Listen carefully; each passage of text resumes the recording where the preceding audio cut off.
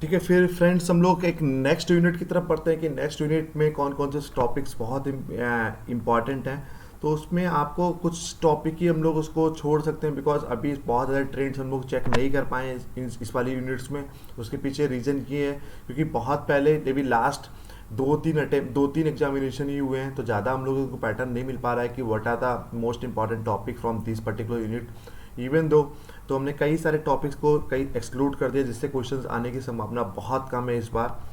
तो यूनिट 9 में हमने एंड ये 8-9 टॉपिक्स का बात करा। इसमें आप देखिए क्या क्या पढ़ना है, उसमें हमने कई सारे सब टॉपिक भी खत्म कर दिए हैं, तो जिससे आपको बहुत डिटेल में नहीं जाना है इसमें। ठीक है, तो हमने पूरे टॉपिक्स लिख दिए हैं कि what are the most important topics in a legal aspect of the business. This is the 9th unit of commerce syllabus.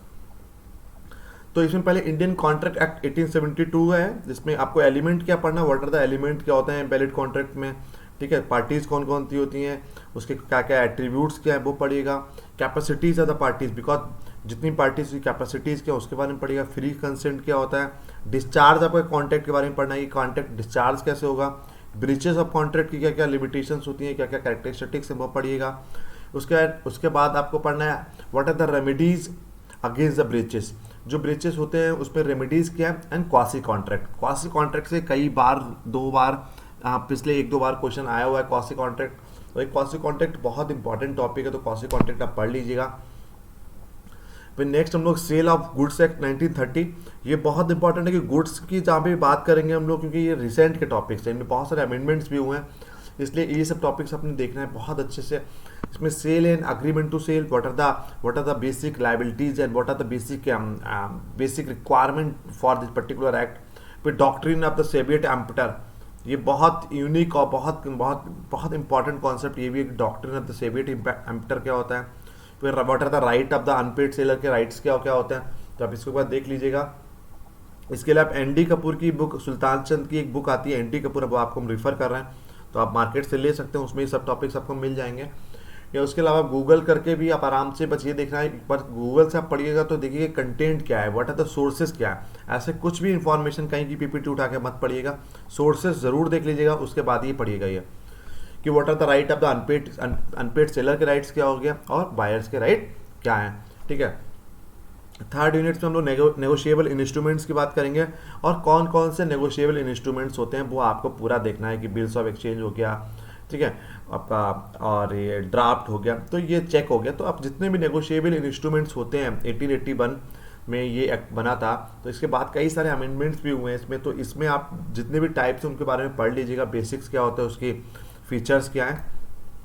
फिर नेक्स्ट हो गया था इंडियन कंपनीज एक्ट 2013। ये बहुत इंपॉर्टेंट इसलिए भी है क्योंकि इसमें रिसेंटली अमेंडमेंट हुआ है।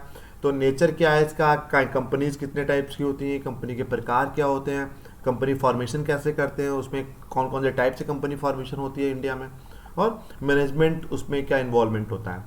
फिर ये कंपटीशन एक्ट 2002, ये तो पता ही है, एमआरटीपी हो गया, तो मोनोप्लास्टिक रेस्ट्रिक्टिव ट्रेड प्रैक्टिसेस की हम लोग बात करेंगे। एमआरटीपी भी एक बार देख लीजिएगा। कंपटीशन एक्ट 2002 में आपको ये देखना है कि मेन प्रोविजंस क्या है, 4-5 मेन प्रोविजंस हैं इसके, आप ठीक से देखेंगे तो 4-5 मेन प्रोविजंस है वो पढ़ लीजिएगा, और ऑब्जेक्टिव तो पता ही इसका बहुत कॉमन ही है। ठीक है, तो मेन प्रोविजन 4-5 पढ़ लीजिएगा, बहुत डिटेल में नहीं जाना कि सेक्शन क्या है, अंडर सेक्शन क्या है, nobody going to ask, because law का पेपर नहीं है, कॉमर्स में legal aspect of business perspective से देखिए क्या है इसका।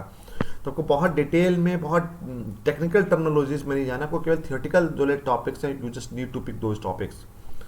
उसके बाद इंफॉर्मेशन टेक्नोलॉजी एक्ट 2000 में ऑब्जेक्टिव्स क्या है इसके, ऑब्जेक्टिव बहुत कॉमन, एक बार ओवरव्यू कर लेना आप। तो मेंस प्रोविजन क्या, साइबर क्राइम और पेनल्टीज जरूर देख लीजिएगा, क्योंकि अलग अलग क्राइम, साइबर क्राइम में कौन कौन से क्राइम्स आते हैं वो देख लीजिएगा, लिस्ट डाउन कर लीजिएगा। वो 7-8 क्राइम मेजर क्राइम है, you just need to find out only दो 7-8 क्राइम्स। उसके बाद पेनल्टीज क्या, क्योंकि अलग अलग क्राइम पर अलग अलग पेनल्टीज है, तो वो पेनल्टीज एक बार जरूर देख लीजिएगा कि किस क्राइम पर क्या पेनल्टीज पड़ेगा। फिर आरटीआई एक्ट 2005, अभी आपको पता ही कुछ दिन पहले आरटीआई एक्ट में कुछ ना कुछ अमेंडमेंट किए गए हैं। तो आरटीआई कहाँ पर किन किन जगह पर आरटीआई पढ़ सकती है, ठीक है। तो आरटीआई के ऑब्जेक्टिव तो पता ही है कि इन्फॉर्मेशन लेना है, और उसके मेन प्रोविजंस क्या आते हैं वो देख लीजिएगा। उसके बाद आईपीआर, तो आपने डब्ल्यूटीओ में भी आपको आईपीआर पढ़ाया था।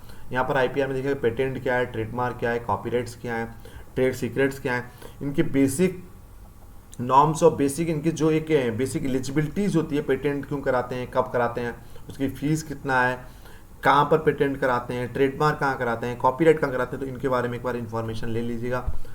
गुड्स एंड सर्विस टैक्स से पक्का क्वेश्चन आएगा, श्योर शॉर्ट वाला क्वेश्चन है, एक मतलब 2 नंबर आपके श्योर पक्के हैं कि अगर जीएसटी में पढ़ लिया कि जीएसटी में आपको ये देख लीजिएगा ऑब्जेक्टिव में पता ही है कि जीएसटी क्यों आया था, वन टैक्स वन कंट्री की बात करते हैं, कई सारे कई सारे इनडायरेक्ट टैक्सेस को हटाकर हमने एक एकोमुलेशन कॉम्प्रिहेंसिव टैक्सेस बना दिया, ठीक है। तो इसमें आपको एक सीजीएसटी कहाँ पर अप्लाई करते हैं, आईजीएसटी कहाँ पर अप्लाई करते हैं, तो बेसिक टर्मिनोलॉजीज पढ़ लीजिएगा, बेनिफिट क्या हो गया और इम्प्लीमेंटेशन का मैकेनिज्म क्या है और वर्किंग ऑफ डुअल जीएसटी कैसे करते हैं। तो इसमें आप HSN नंबर के बारे में पढ़ लीजिएगा कि HSN हार्मोनाइज सीरियल नंबर जो होता है उसके बारे में पढ़ लीजिएगा, उसकी फुल फॉर्म क्या है, HSN नंबर किसको देते हैं, तो जीएसटी कितने टाइप की है, जीएसटी के स्लैब्स क्या हैं, कौन से स्लैब में कितने प्रोडक्ट आते हैं, nobody is going to ask, वो नहीं पूछा जाएगा, बट जीएसटी के स्लैब कितने हैं, जीएसटी कब लागू हुआ, बेनिफिट क्या है, इम्प्लीमेंटेशन मैकेनिज्म क्या है और प्रोविजंस क्या है इसके। तो इतना लीगल एस्पेक्ट ऑफ बिजनेस में पढ़ना है, तो आप अगर 2 घंटा इसमें ठीक से लगाकर पढ़ेंगे तो you will be able to complete these all points. Detail में नहीं जाना है, आपसे फिर भी बोल रहे हैं, तो डिटेल में नहीं जाएंगे तो आपको 2, 2.5, 3 घंटे में आपको एक पूरा सब्जेक्ट ही खत्म हो जाएगा। तो this is all about the important question of the legal aspect of the business.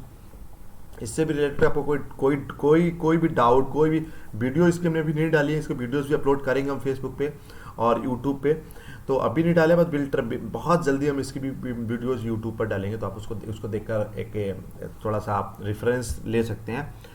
So please thank you so much, and if you're liking my video, do like and subscribe and share with your friends and with your colleagues. Thank you so much.